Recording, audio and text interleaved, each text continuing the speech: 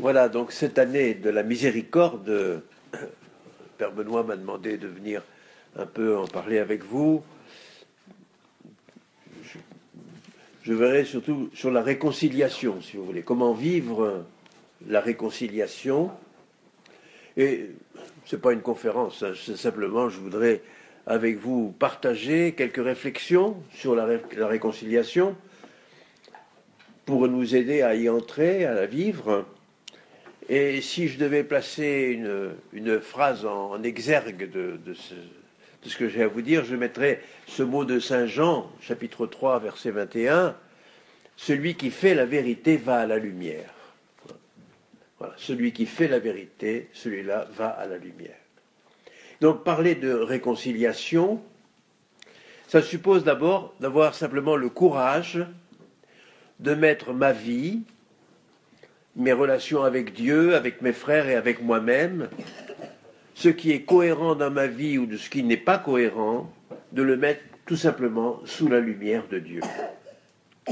Et comme Dieu est amour, il ne peut que poser un regard d'amour sur tout ce que je vis, tout ce que je suis, et donc un amour qui peut nous réconcilier, qui peut nous restaurer, qui peut nous remettre debout.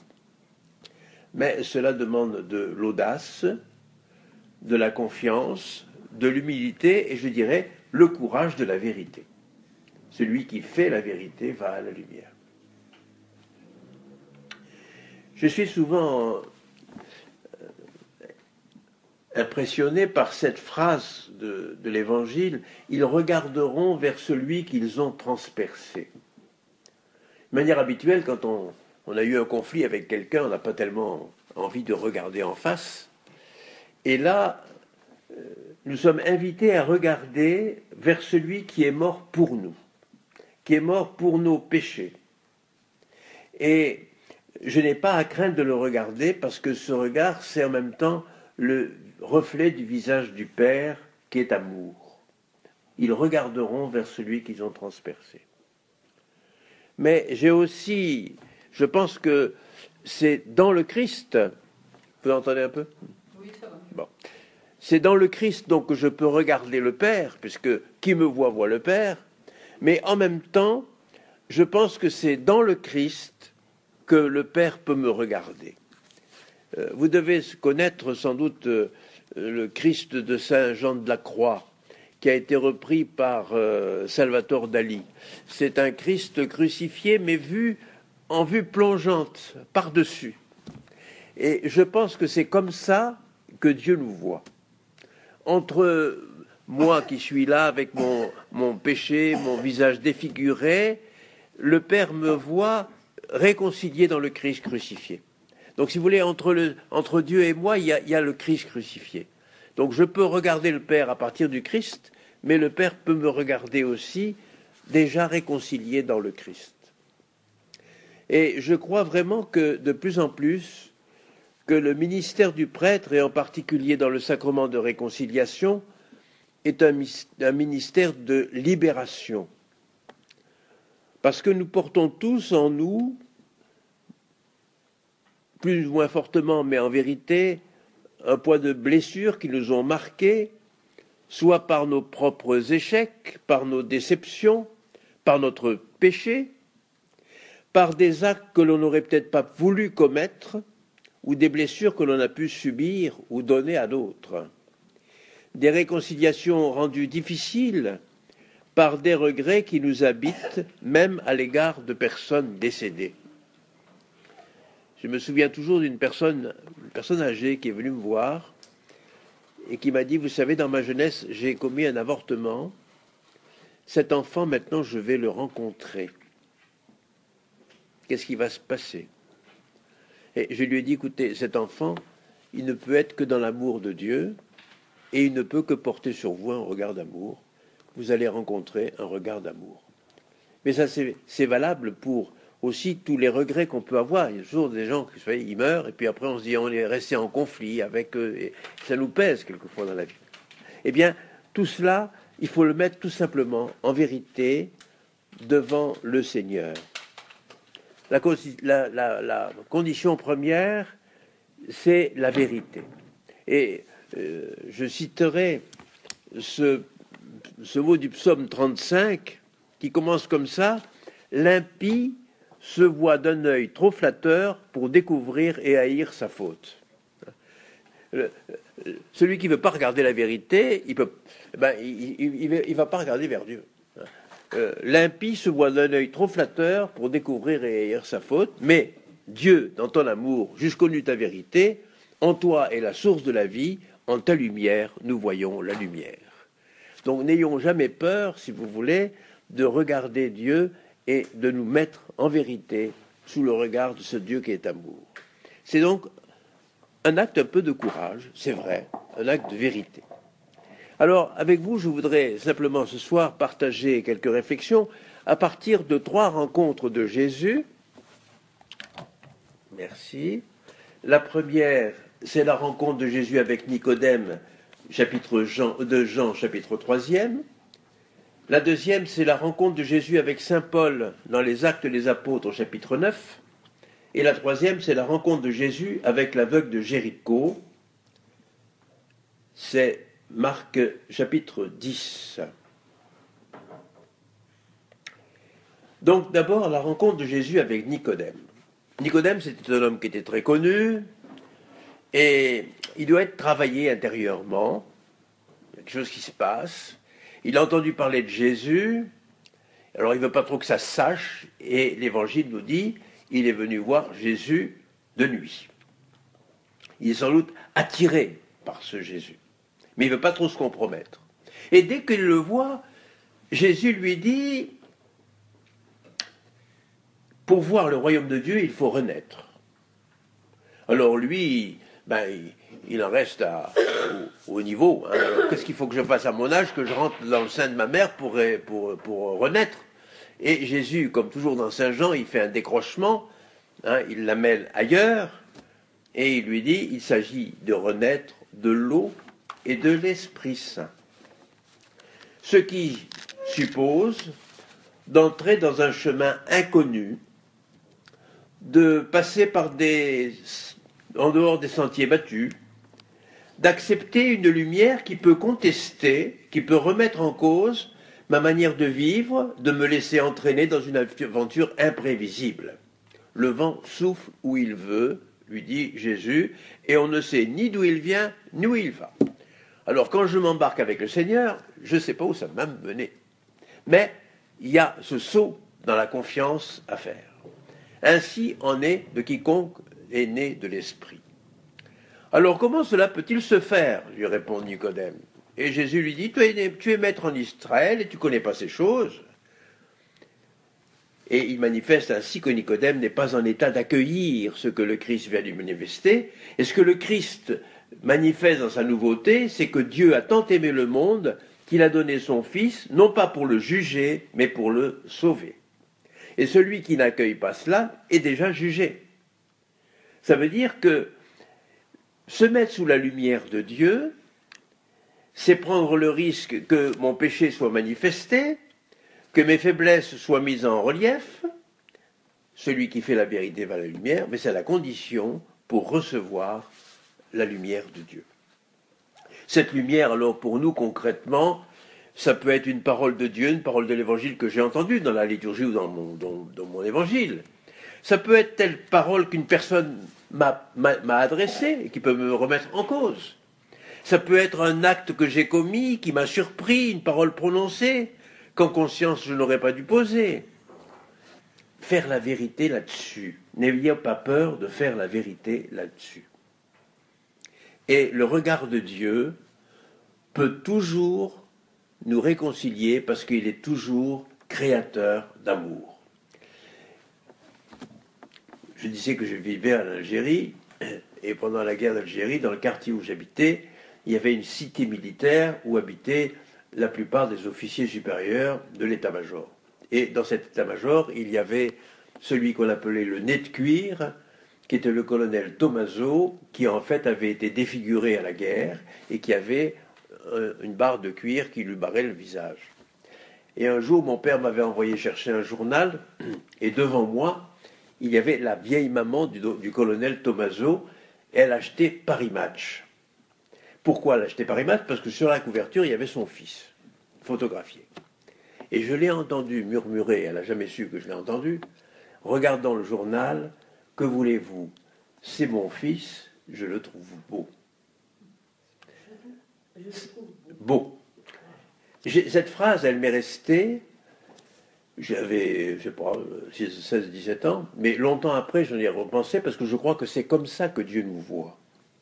On est défigurés, on a tous nos blessures, mais Dieu peut nous regarder et nous rendre beaux parce qu'il a un regard d'amour.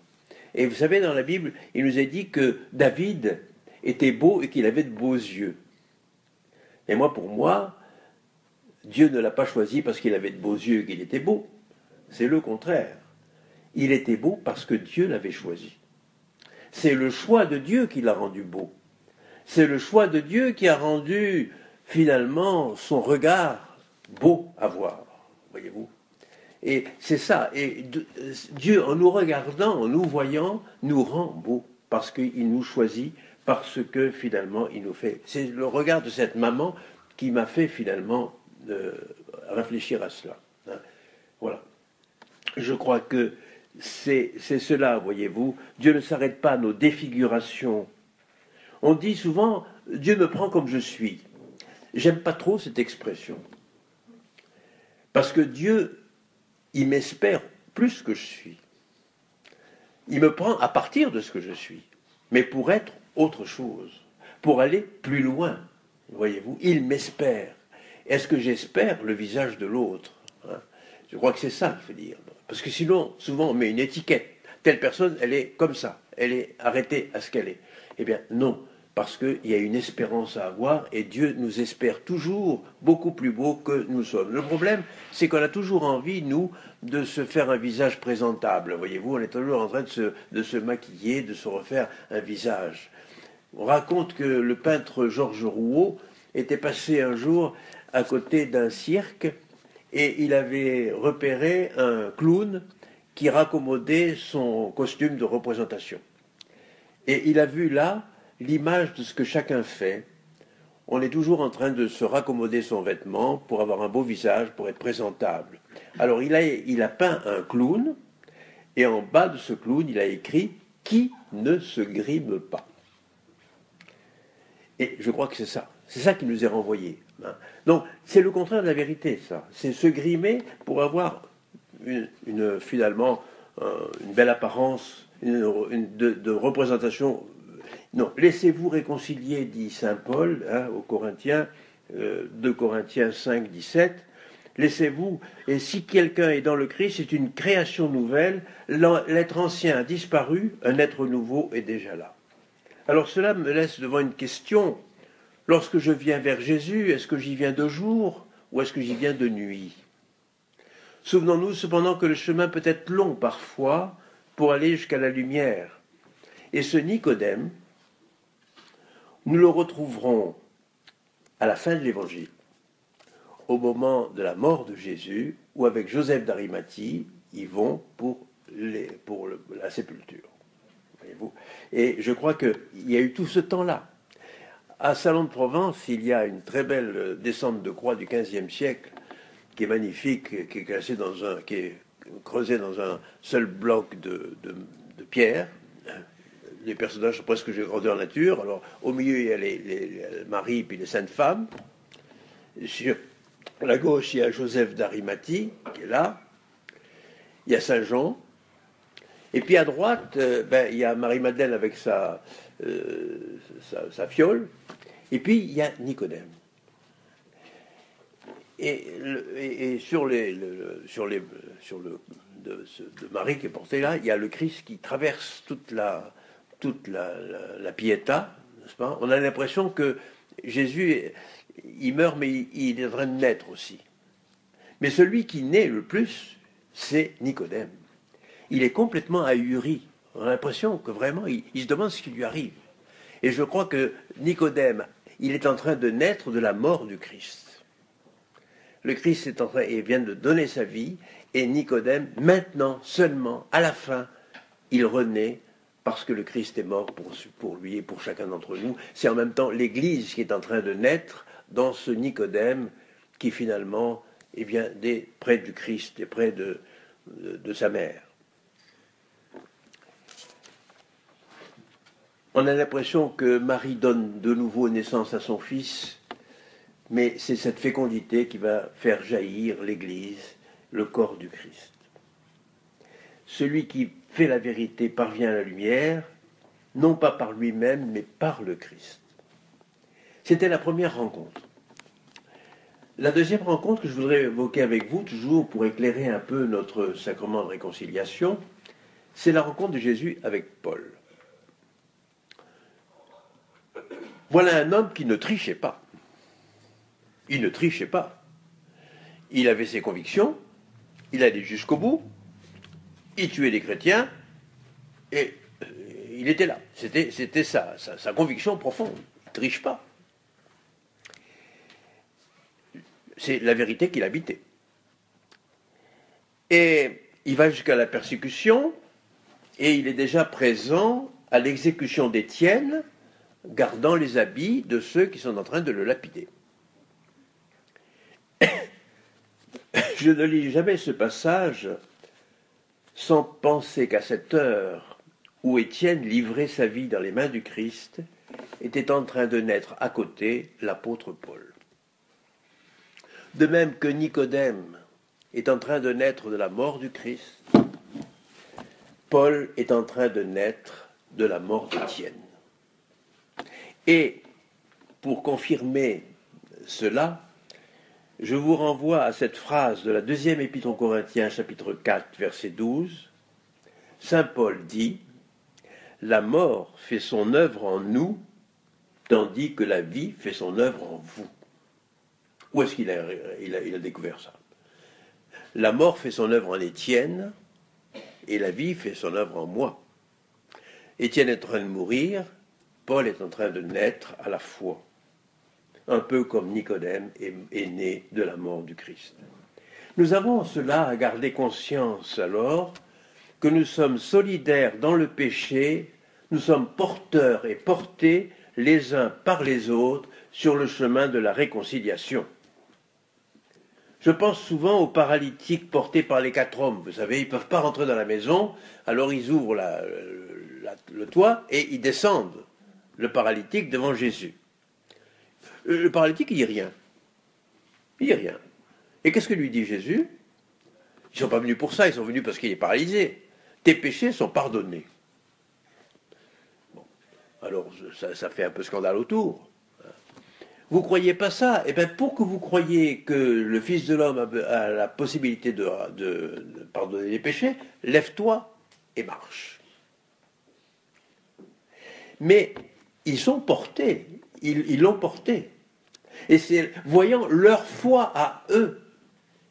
Donc, je pense toujours à cela, souvent en tout cas, à la prière avant la communion. Ne regarde pas mon péché, mais la foi de ton Église. Ne me regarde pas dans ma paralysie, mais regarde la foi de ceux qui me portent. Mais je suis aussi porteur de ceux qui sont pécheurs. Voyez-vous? Et je crois que c'est important de se dire ça. On est solidaires. Paul, il est né de la mort d'Étienne.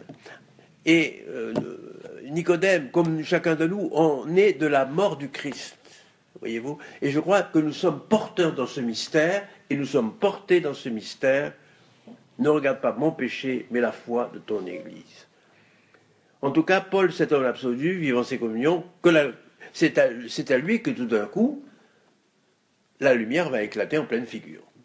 Il n'a pas triché, hein, il était jusqu'au bout.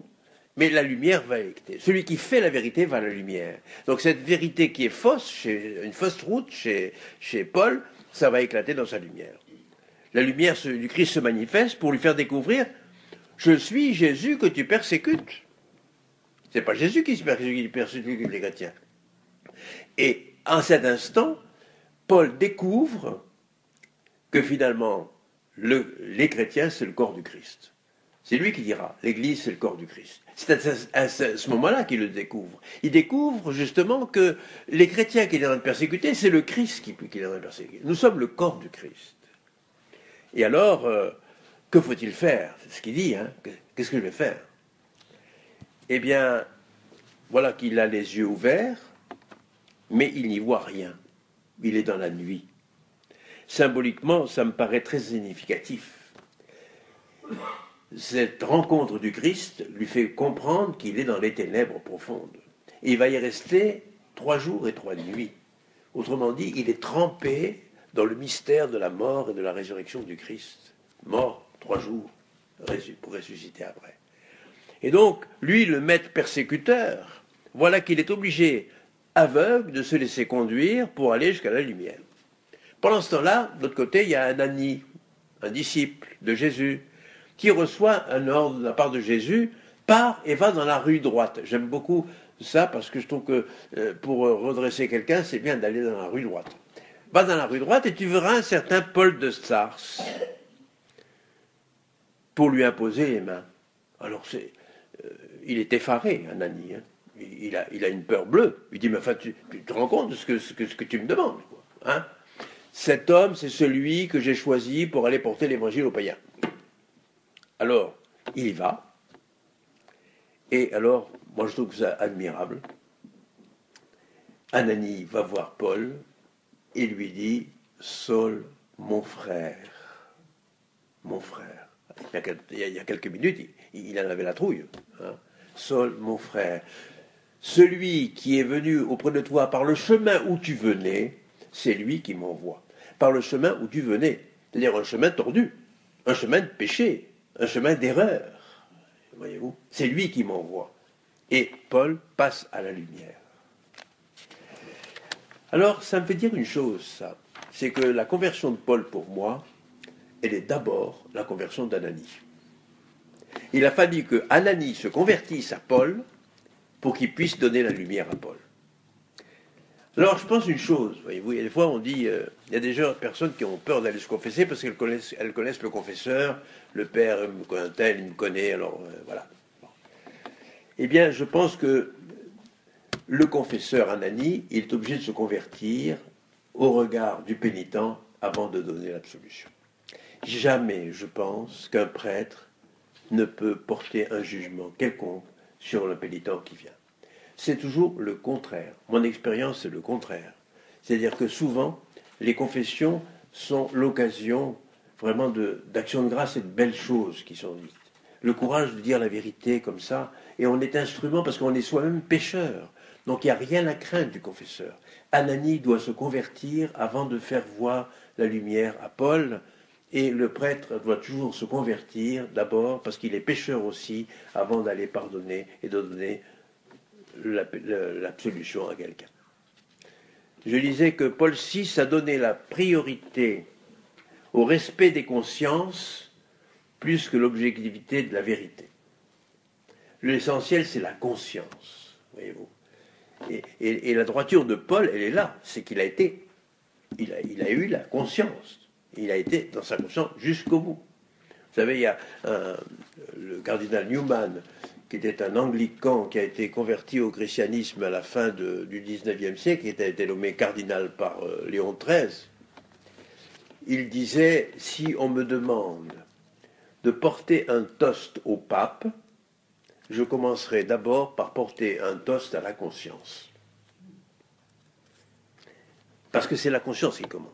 Je peux obéir de manière livresque, mais c'est ma conscience, c'est la vérité de ma conscience qui est là. Et c'est ça qui va me porter vers la lumière et qui va éclater aux yeux de Paul. Désormais, la vie de Paul est transformée. Il ne va pas se lamenter sur son passé. Il aurait pu dire, oh là là, qu'est-ce que j'ai fait? Non, il dit ça. Alors, Philippiens 3, vous lirez ça. J'ai tout considéré comme désavantage pour le Christ. Oubliant le chemin parcouru, je vais droit de l'avant, tendu de tout mon être, vers le but qui est Jésus-Christ. L'essentiel pour Paul, maintenant, c'est d'annoncer l'évangile. Oubliant le chemin parcouru, pas la peine de piétiner. C'est Charles Péguy qui dit, vous savez, quand tu vas à l'église, tu essuies tes pieds sur le paillasson, mais tu ne vas pas le faire constamment, il faut que tu finisses par rentrer quand même. Voyez-vous.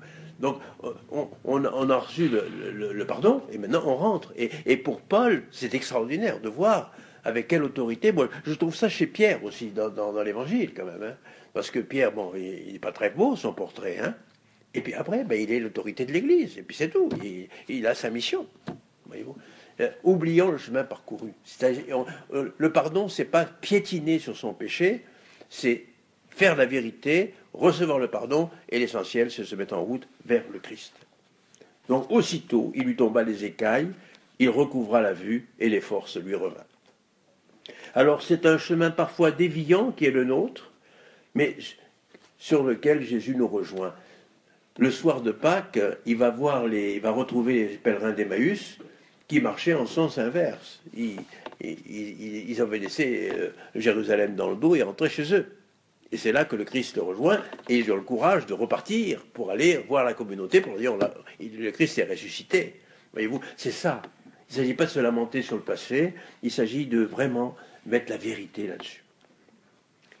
Voilà Paul, disciple du Christ, donc, introduit dans la communauté de Jérusalem, qu'il persécutait. Donc, il y a des méfiances. Il y a des méfiances dans Jérusalem. Et si vous lisez les Actes des Apôtres, vous voyez que Barnabé se porte garant de sa conversion. Ce qui signifie bien que le pardon donné dans le sacrement de réconciliation concerne aussi la communauté. Parce que si quelqu'un va se confesser, mais qu'en sortant du confessionnal, la communauté ne le reçoit pas, ça sert à quoi? Vous comprenez? La communauté est concernée par la réconciliation de quelqu'un. Nous sommes porteurs les uns des autres dans la réconciliation. Et donc, en sortant du confessionnal, eh bien, il faudra que le pénitent réconcilié trouve une communauté qui soit réconciliante. Je suis frappé de voir dans le chapitre 16 de Saint Matthieu, Jésus donne le pouvoir à Pierre. Tu es Pierre, sur cette pierre je bâtirai mon église, tout ce que tu liras sera délié, tout ce que tu délieras sera délié. Vous connaissez ce texte. Mais ce qui me frappe, c'est que 2 chapitres plus loin, au chapitre 18, au verset 18, s'adressant à la communauté, Jésus dit, tout ce que vous lirez sera lié, tout ce que vous délierez sera délié. Autrement dit, Pierre, le ministre du Christ, les prêtres, etc., ont le pouvoir de délier, de lier. Mais la communauté aussi, et nous sommes concernés par le sacrement de réconciliation chaque fois que quelqu'un y va, sinon on met une étiquette sur quelqu'un et il ne sera jamais réconcilié, réintégré. Comme Paul, il a fallu qu'il soit réintégré dans la communauté parce que Barnabé dit « si, il s'est converti ». C'est pas le même, voyez-vous. J'aime beaucoup cette phrase qui me frappe. Vous savez, après la résurrection de Lazare, vous savez, quand Lazare sort du tombeau, il sort, il est encore emmitouflé dans ses linges, dans ses bandelettes, là. Et qu'est-ce que dit Jésus? Déliez-le et laissez-le aller. Voilà, une phrase que nous avons à retenir, voyez-vous. Combien de fois il y a des gens qui sont liés, et par nos regards, nos réputations, etc. Déliez-le et laissez-le aller. C'est pas fini, l'histoire. Cela montre aussi que le Christ nous indique le chemin de miséricorde à vivre dans nos relations, et que tout regard peut être à la fois au service de la communion et de la réconciliation, ou au service de la division. Tout pénitent réconcilié a besoin d'être délié par sa communauté. Et là se situe alors, oui, la question du pardon et de la réconciliation. Le sacrement de réconciliation, bien sûr, il est donné, mais aussi pour me donner la grâce de me réconcilier avec d'autres, d'être artisan de réconciliation avec les autres. Ça peut être aussi un moyen, peut-être, d'ouvrir en moi la capacité. Parce que, vous l'ignorez pas, et je pense que vous l'avez des fois dit, c'est pas toujours facile de donner le pardon. Il y a des choses qui sont graves, des conflits qui sont graves, et des gens qui veulent « je ne peux pas pardonner ». Je crois que pour moi, on ne peut jamais demander de l'extérieur à quelqu'un de pardonner. C'est à chacun de faire son chemin de pardon intérieurement. Et je crois que le sacrement de réconciliation peut nous donner la capacité d'avoir la force d'être réconciliant. Voyez-vous. Je crois que c'est très important cela. Ce qui est fondamental pour nous, c'est de se dire, d'avoir la bonne volonté de vouloir pardonner, voyez-vous, et se mettre devant le Seigneur pour qu'il me donne la force d'aller au bout du pardon. Mais c'est souvent une histoire, voyez-vous. Et je crois que cette année de la réconciliation et de la miséricorde est peut-être une bonne occasion pour chacun d'entre nous de retisser des liens peut-être qui se sont abîmés, de reprendre la route de la réconciliation, voyez-vous. Hein. Mais il y a un lien entre le sacrement et la vie de réconcilier. Hein, je crois que c'est important de se le dire. Mais en sachant que ce n'est pas facile de pardonner. Que le pardon est souvent, des fois, un don de Dieu. Hein, on n'est pas toujours capable de pardonner par soi-même. Il faut savoir reconnaître le visage de quelqu'un qui a été peut-être défiguré par des blessures. Pendant la guerre d'Algérie, j'étais séminariste et j'étais secrétaire de l'aumônerie de l'hôpital Maillot, un hôpital militaire qui avait 2500 lits. Et on voyait un tas de gens. Et un jour, je suis allé voir un gars, c'était un gendarme. Il avait été brûlé par l'explosion d'un bidon d'essence. Alors je le revois encore, il était dans son lit, un visage énorme, couvert de mercurochrome, plein de sutures, ses yeux à peine ouverts, etc. Bon, et on n'avait pas le temps de les garder longtemps parce qu'il y en avait d'autres qui arrivaient, donc il a été expédié, il est parti. Et puis, je ne sais pas combien de temps après, je traversais l'hôpital et je vois 2500 livres, vous savez, on ne retient pas tous les visages, mais je vois un gars qui vient au-devant de moi, souriant, yeux clairs, un gars assez svelte finalement. Et je me dis, mais ce gars il me connaît, mais qui c'est, je ne sais pas. Et quand il a approché de moi, je me suis aperçu qu'il était gendarme, et je me suis aperçu qu'il avait des traces de brûlure sur le visage. Et j'ai fait mais ça n'avait rien à voir avec le gars que j'avais vu, j'avais jamais connu son visage. Lui, il ne pouvait pas le savoir, vous comprenez? Il m'a reconnu, mais moi, je ne pouvais pas le reconnaître parce qu'il était complètement défiguré. Et ces deux visages me sont restés, voyez-vous, parce qu'au fond, on ne voit pas toujours le visage de l'autre dans ce qu'il est authentiquement. Voilà. Et j'ai été renvoyé par ça au geste de Véronique. Vous savez, qui prend son linge et qui essuie le visage de Jésus, tuméfié par les blessures, pour laisser apparaître le visage de Jésus. Ben, est-ce qu'on n'a pas cette mission-là, nous aussi, essuyer peut-être le visage des défigurations qui sont sur les gens et sur ceux que nous connaissons, pour retrouver le véritable visage de l'autre. Je crois. C'est ça aussi la réconciliation, voyez-vous. Saint Jean nous dit, mes bien-aimés, dès maintenant nous sommes enfants de Dieu, ce que nous serons n'a pas encore été manifesté. Nous savons que lors de cette manifestation, nous lui serons semblables parce que nous le verrons tel qu'il est. Mais ce gars, je ne l'avais pas vu tel qu'il était, parce qu'il était blessé et défiguré. Voilà, deuxième rencontre. La troisième, ce serait la dernière, la rencontre de Jésus avec l'aveugle de Jéricho. Alors je trouve cette rencontre très surprenante. Elle me renvoie au sacrement de réconciliation, c'est Marc chapitre 10, versets 46-52.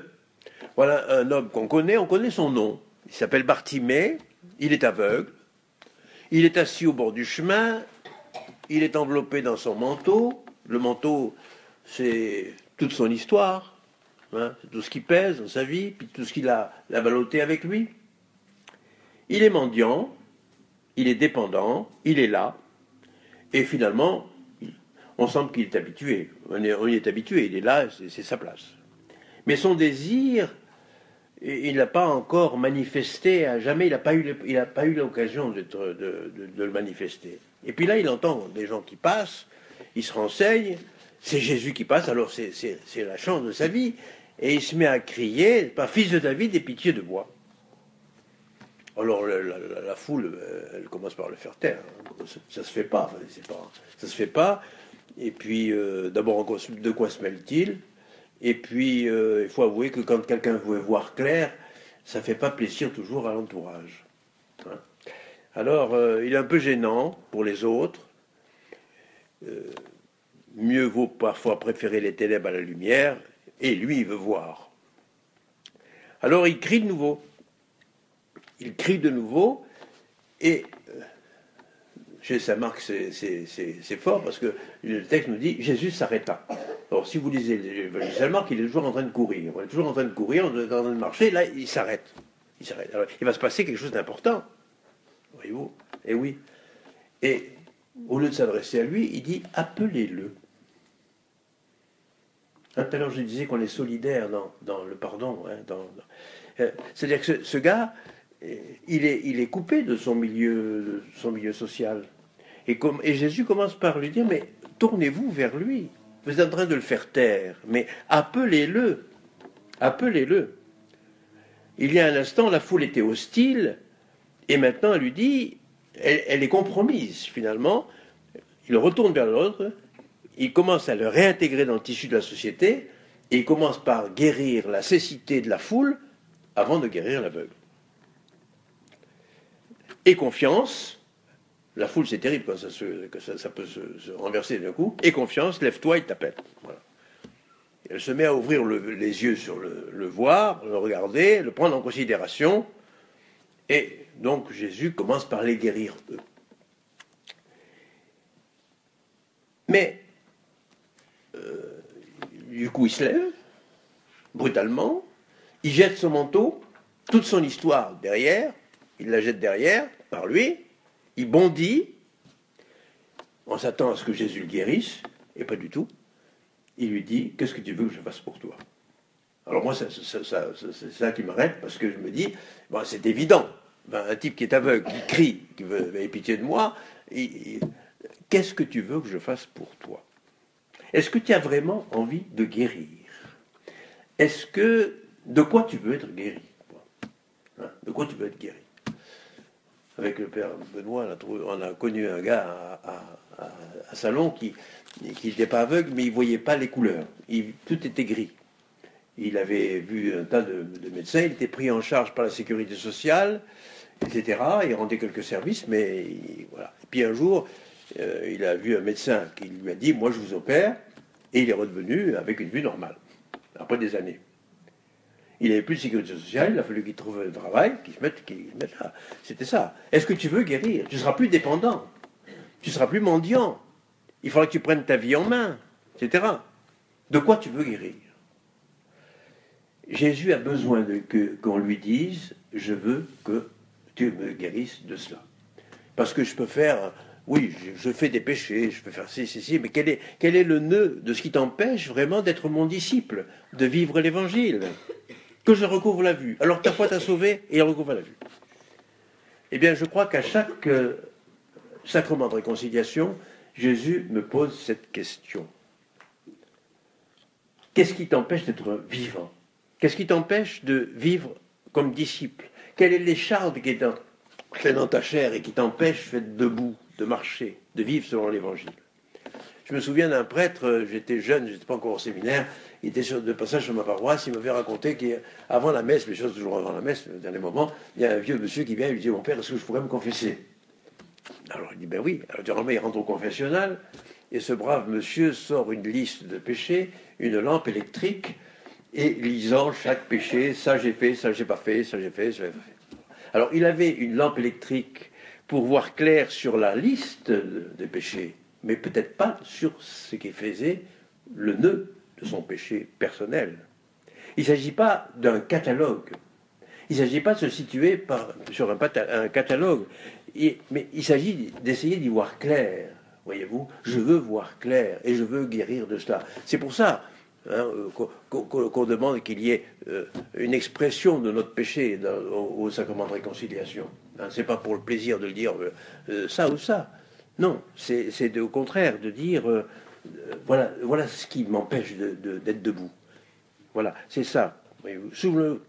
Souvenons-nous de ce texte de Saint Jean. Notre cœur aurait beau nous accuser, Dieu est plus grand que notre cœur. Et le problème, c'est qu'on considère la confession comme une accusation.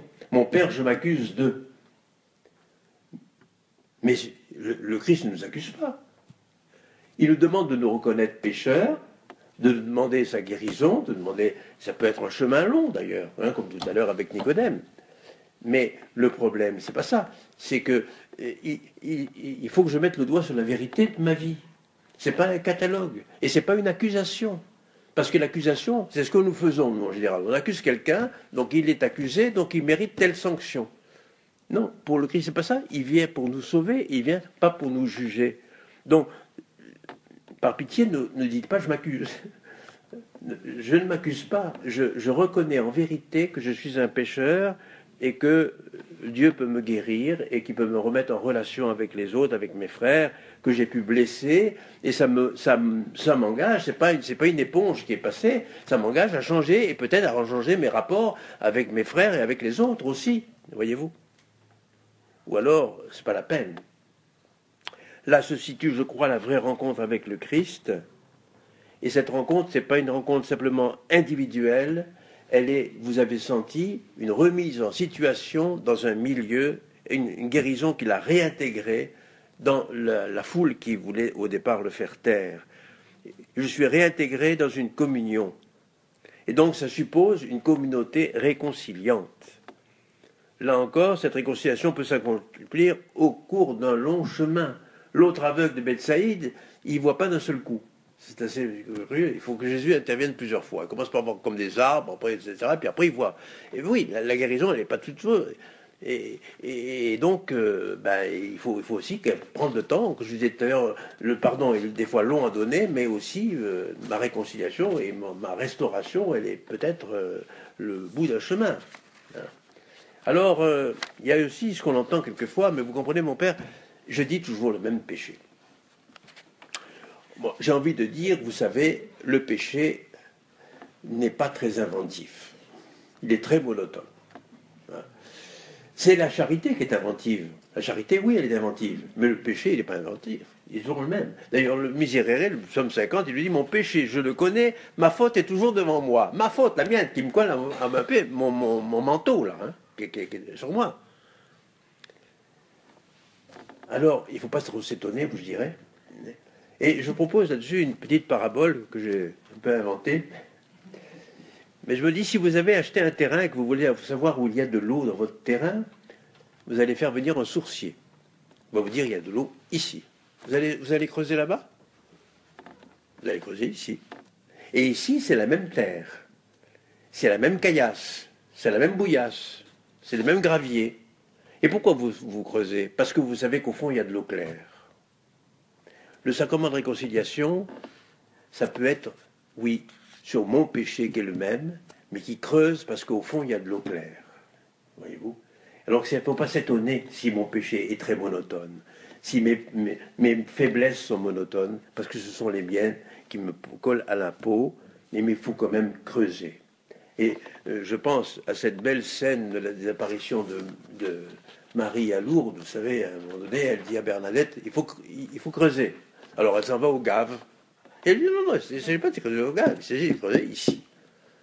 Et Bernadette creuse, c'est plein de boue, elle se salit la figure, etc. Mais 200 ans après, ça coule toujours. Et ça guérit toujours. Voyez-vous, l'eau était là. Et elle est là en nous. Elle n'est pas ailleurs. Elle est ici. Et c'est là que le Christ nous attend, à la source même. Bernadette était une fille authentiquement vraie, simple, avec un gros bon sens, qui lui donnait de l'assurance. Je pense que nous pouvons lui demander le courage de la vérité, parce que la vérité nous rendra libres. Et pour finir, je voudrais simplement relire cet extrait du psaume 84. Tu as aimé, Seigneur, cette terre. La mienne, hein? Pas l'autre, la mienne. Tu as aimé, Seigneur, cette terre. Fais-nous revenir, Dieu notre salut. Fais-nous voir, Seigneur, ton amour et donne-nous ton salut. J'écoute ce qu'il dit, c'est la paix. Amour et vérité se rencontrent. Justice et paix s'embrassent. La vérité germera de la terre et du ciel se penchera la justice. Le Seigneur donnera ses bienfaits, notre terre donnera son fruit. La justice marchera devant lui et ses pas traceront le chemin. Voilà ce que je voulais partager avec vous ce soir.